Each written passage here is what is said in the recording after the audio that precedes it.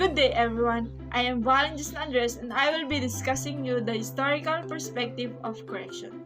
So we all know that Bentham, Beccaria, John Howard, and William Penn are all influencers about our ideas about crime, punishment, and correction.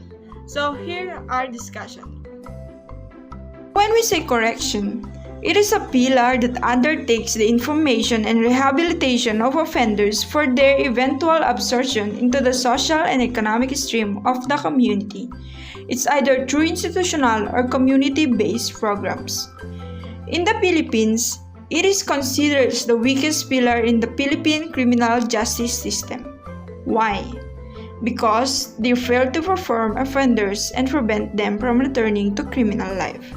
So let's overview what happened in the 13th century. So, in the 13th century, a criminal could avoid punishment by claiming refuge in the church for a period of 40 days. They need to serve through harboring or laboring in the churches within 40 days.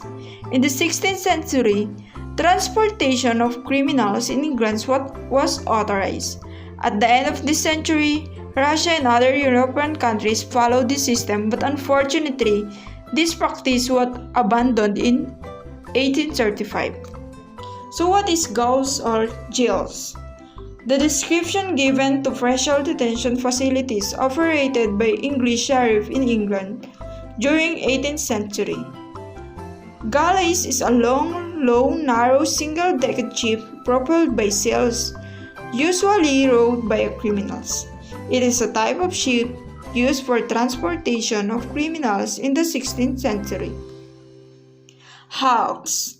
These are the former warships used to house prisoners in the 18th and 19th century. These were abandoned warships converted into prisons as means as relieving congestion in the prison. They called floating hells. So what is ordeal? Ordeal is the church substitute for trial until the 13th century, wherein guilt or innocence was determined by the ability of accused of being unscathed through dangerous and painful tests. So some of examples of these include that the accused having passed through the fire or having molten metal poured into his chest. Well, if the accused died, he was held to have been guilty. But if he survived, he was innocent. They believed that they had been protected by Mithra and the other gods. So, Charlemagne gave bishops the power to act as a real judges, which enabled bishop tribunal to rule as secular matters. So, King of France and Roman Emperor are one of the Charlemagne before. Now, let's proceed to the early codes. So, the first one is the Babylonian and Sumerian codes, or King of Hammurabi, or it's popular as Hammurabi Code. Babylonian created as the oldest code prescribing savage punishment, but in fact, Sumerian codes were nearly 100 years older. The second one is the Roman and Greek codes. In the 6th century, Emperor Justinian of Rome wrote his Code of Law, an effort to match a desirable amount of punishment to all possible crimes. However, the law did not survive due to the fall of Roman Empire, but left a foundation of Western legal codes. What about the 12 tables? It is represented the earliest codification of Roman law incorporated into the Justinian Code. While the Greek Code of Draco, it is a harsh code that provides the same punishment for both citizens and the slaves as incorporates primitive concept. The Greeks were the first to allow any citizen to prosecute the offender in the name of the injured party. And lastly, the Burgundian Code.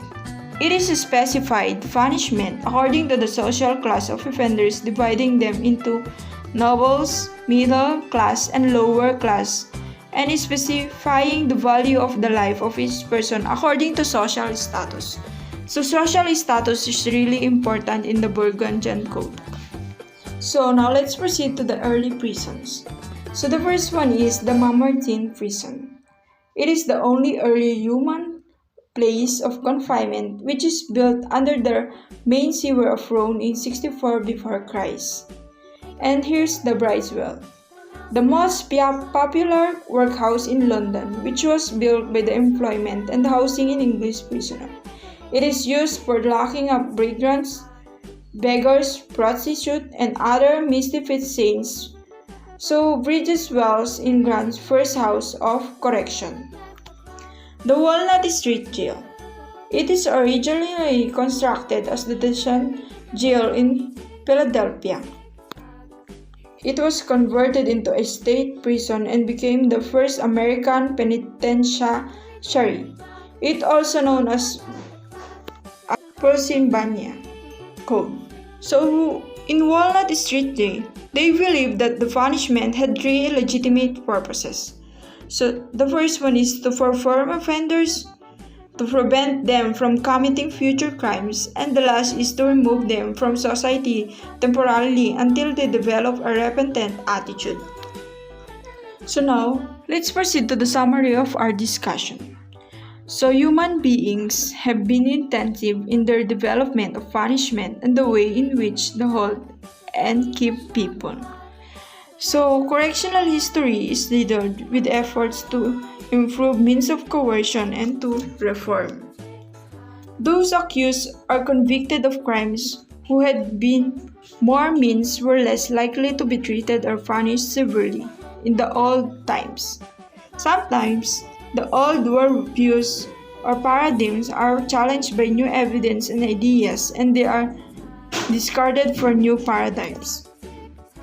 And last is the correctional reforms, whether meant to increase the use of human treatment of inmates or to increase their secure control, often lead to unintended consequences. Before we end our discussion, let me ask you, why correction is important?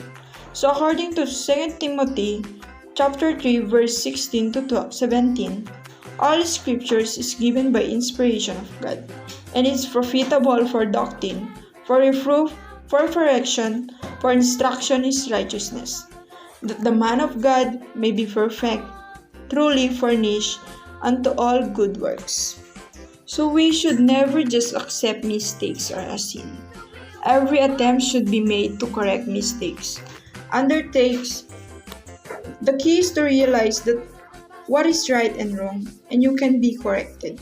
If you invest the development process and have the correct elements for success in place, the chance for mistakes will be reduced over time and time.